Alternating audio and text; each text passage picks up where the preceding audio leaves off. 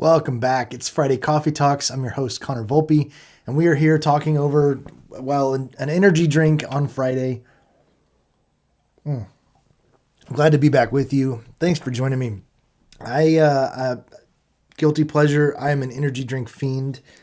I used to be coffee like almost exclusively, but over the last, I don't know, probably a couple year or so, gotten back into energy drinks, and they're just so good. This one is I haven't had Monster in like forever, but it's got this. They came out with this new strawberry shot Monster, and it's really good. It's really good. Typically, I'm a Ghost guy. For those of you who are into energy drinks, love Ghost, pretty much any flavor. But yeah, energy drinks. That's what we're having today. Welcome back, though. It's Friday Coffee Talks. It's been entirely too long since I've been with you. Thanks for joining me today. It has been a long time. Let me catch you up on, I guess, a little bit of what's been going on.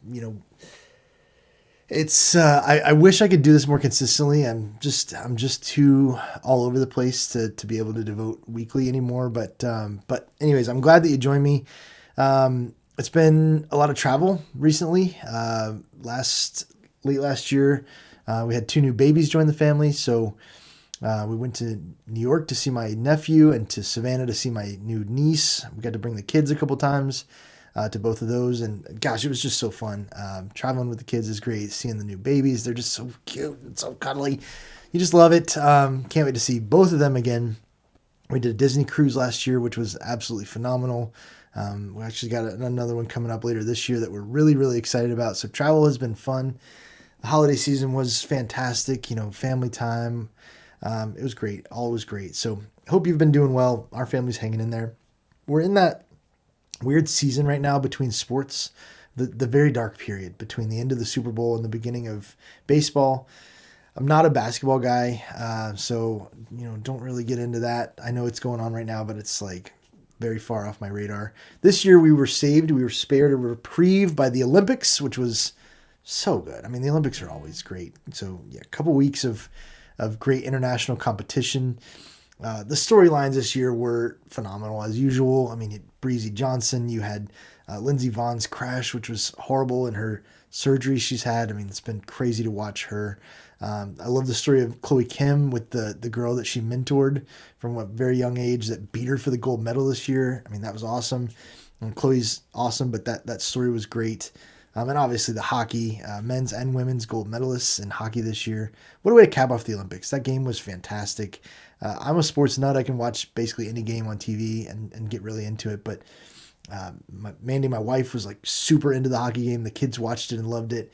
I mean, it was the perfect way to end the Olympics with the men's overtime game and the women's overtime game.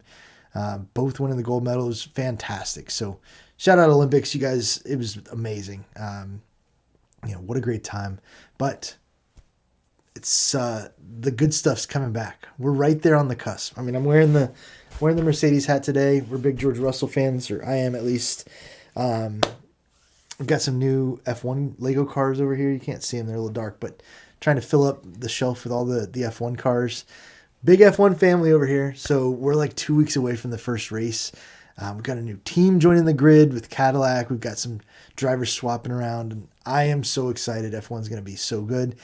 Speaking of, I watched the F1 movie on the plane this week, there and back, and I think it's probably the 15th time I've watched that movie or something like that. It's so good. If you haven't seen it, definitely go check it out. But spring training has started. There's baseball. There's people playing live baseball again. I don't really know what to expect for my Bravos this year. Somewhat of a quiet off season after a rough year last year, which I was not really hoping for that, but a couple of strong signings, I think. We haven't had the major splash, the big signing, but that's not really the Braves style either. I'm still holding out hope that they're going to sign another starting pitcher or two. I think we could use them, but hey, you never know. We're just a little bit away from baseball starting again, so really excited about that. Go Braves. We've got the combine, I think, is this weekend, and the draft is coming, so yeah. The dark times are almost over. We're back to the good sports seasons. Can't wait for that. Speaking of seasons, it's been a really cold winter this year in Georgia, and I am here for it. I love it. If you've been around here for any amount of time, I love the cold. I've lived in Atlanta my whole life, so snow is still a novelty to me. I feel like for the first time in a while, we had like a legit winter this year, so I'm so excited. They predicted an ice storm. We got an ice storm that came through, but they predicted it was going to be like cataclysmic. It's going to take down the state for potentially up to 3 months without power, and maybe a little dramatic. But we did get an ice storm. We had some ice. It was not nearly as bad as they said it was going to be. And then a week later, we got like a legit snowstorm in Atlanta. We got to go throw snowballs and like actually play in the snow and do snow angels, and kids loved it. We loved it. It was awesome. A couple days off of school, well, digital days, because snow days don't exist anymore for some reason. But yeah, it was great. It's been a fun time with the family. I hope all of you and your families are doing really well. This week, I mentioned I was on a plane down to Tampa. Our team got together for our kickoff and a team meeting to sync up on things. And, I think in general, when you're in sales, events like that, the like quarterly business reviews and the sales kickoffs, the annual kickoffs, they get a bad rap. A lot of people are like, oh, I have to go to this thing. And I can understand that to a degree, but I personally really love them. I'm a massive extrovert, so getting to reconnect with my team and spend time with them is something that I really love and really enjoy. And, there's the work side of it of, presentations and documentation and preparing for this or that. And all that stuff is really good. But for me, the most valuable thing, and especially this week, we had, getting together with my old teammates, my existing teammates, and we had some new folks join the team that I got to meet for the first time this week. That's the kind of thing that in this job, as with my personality, being as extroverted as I am, I love it. So I was thrilled this week and had a wonderful time. Learned a ton.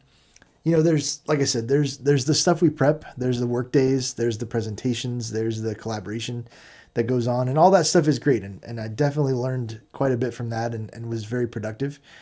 But for me, it's the other times. It's in between the meetings when you're talking about what's going on with, their customer, or their project, or their territory, the things that they're up to, what are they building, what's working well, what are some things that they're maybe struggling with, what ideas have they delivered for their customer, like what outside the box things are they doing or thinking, and I soak all that up, and it's so valuable to me. So that's the perspective that I love gaining from things like this, and I got so much of it this week. I mean, you leave these events and you're just like, I need to call this person and talk about this, and like this would be so valuable to bring to this customer, and it's those type of things are maybe lost when you look at the like big picture of like, oh, I have to go for 3 or 4 days to travel to this thing of, sit through all these sessions and, whatever. But you gain so much even just from being there. And then for me personally,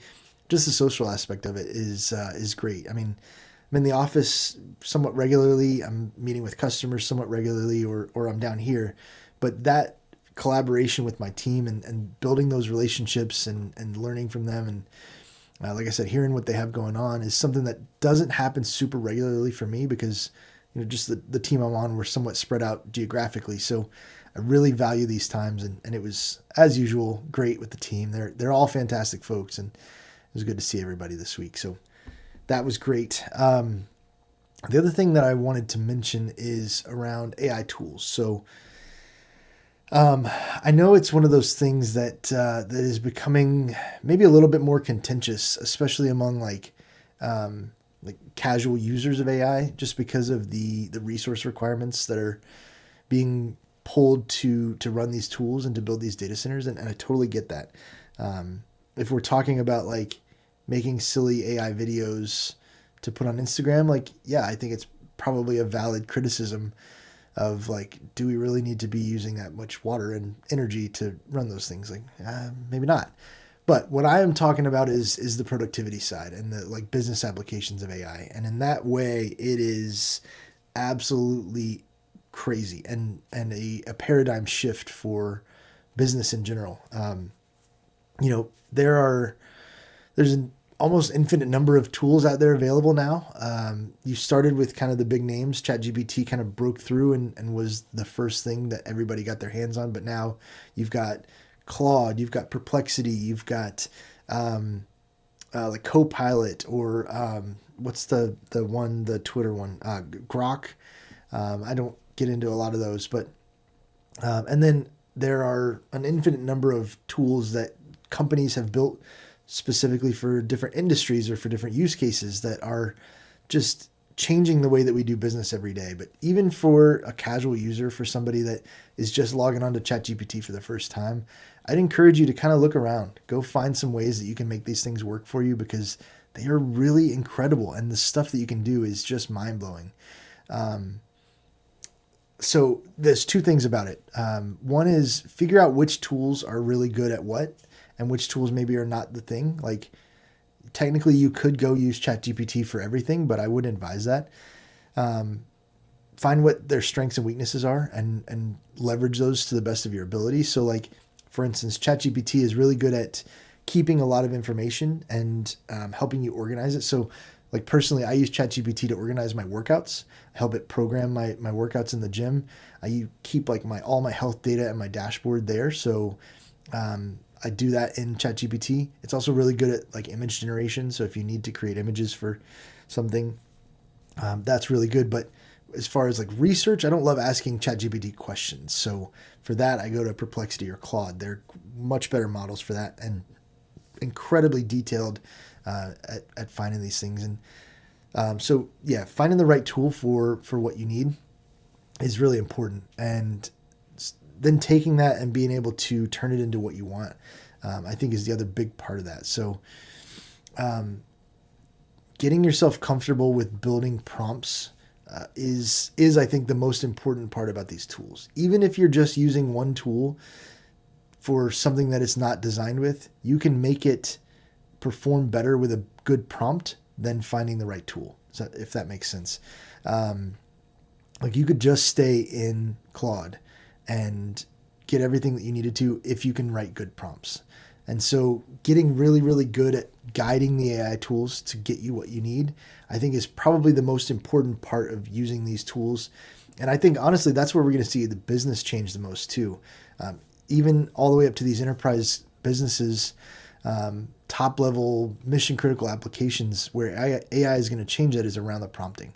You know, we always hear this stuff about like AI is coming for our jobs and it's going to change our jobs. And yeah, it is going to change our jobs, but I don't think it's going to eliminate things. It's made just change the focus of specific roles. So whereas you used to have, especially in technology, you know, I'm kind of thinking about this of like, used to have a ton of engineers that were in charge of administrating a certain platform or a certain group of tools or technologies or applications. I think that role is probably going to shift more toward a process engineer, somebody that can speak the language of technology and business together and bring those things and be able to guide these tools in a really intelligent way. That the rise of that role is going to be transformational for a lot of businesses, and finding those people that can do that well, those process engineers, prompt engineers, are going to be incredibly valuable. So there's a big difference, to kind of illustrate the point I'm trying to make. There's a big difference between going into ChatGPT and saying, write me a paper on Socrates. Like, okay, you'll get a paper. But if you go in and you go, you're a historical expert on ancient history, and I need you to write a well-cited research paper in 5 pages or less with this specific format output, and you know, giving it some very specific guidelines and rules as far as what you want, what information you want, what message you want to convey, what output you want, you'll get a much better, much clearer, much more on message output that way than if you just go in and kind of like, not lazy is not the right word, but just kind of toss it some general information. So yeah, so that's what I would say is, one, get a little bit familiar with the tools. There's a million out there, but even just the main ones, get familiar with what they're good at, what they maybe are a little bit weaker at, and get really good at writing prompts, just even incrementally. That's one of those things of, I probably use AI tools a little bit more than most, but I wouldn't say I'm a power user by any means. But continue learning, take little steps, change the way that you do things and improve upon how you use them every day. And yeah, you'll be there, and you'll be amazed at how much and how fast you can deliver things. I mean, it's just in my day-to-day, how much information and data I'm pulling together that these tools are helping me process quickly, find valuable insights from, and then turn those into answers or solutions or proposals that I can bring to my customers. It's absolutely mind blowing. So yeah, that's my AI pitch. For those of you who have been around for a while, thanks for joining me again. For those of you who are brand new, welcome. I'll try to do these more often. I definitely can't commit to weekly like I used to, but it's been great catching up with you. It's fun to have the lights and the cameras set back up again for once. And yeah, thanks for joining me. Have some caffeine this weekend. Enjoy your time. Have a great weekend, and I'll catch you on the next one. This has been Friday Coffee Talks, and I'm Connor Volpe. Thanks for joining me.